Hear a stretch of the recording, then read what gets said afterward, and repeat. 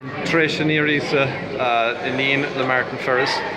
Tá sé bhfad níos compórdaí is dócha faoi láthair tar éis an námar a bhí sibh go leor madan.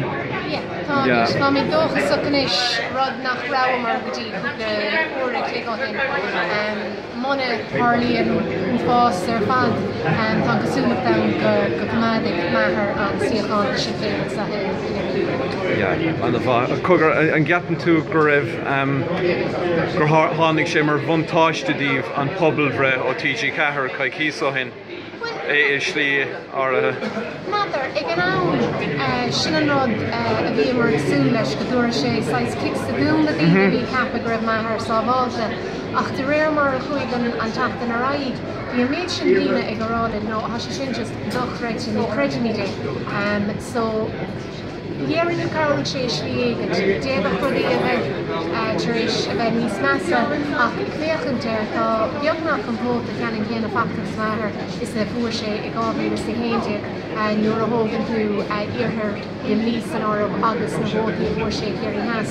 So tá mí dána más le sin go háirithe nuair a bhí juggernaut á Thomán ag na hílí rééis agus tá thógad ar an méid sin bótaí níor chuir sé stacar ar bótas a bhuichas na díana sin agus ag síocháin na chumata ag sin féin éirí. Tá an bhharrtar inidir do chréite na hílí rééis. Ní sé chuna níorrá. Okay.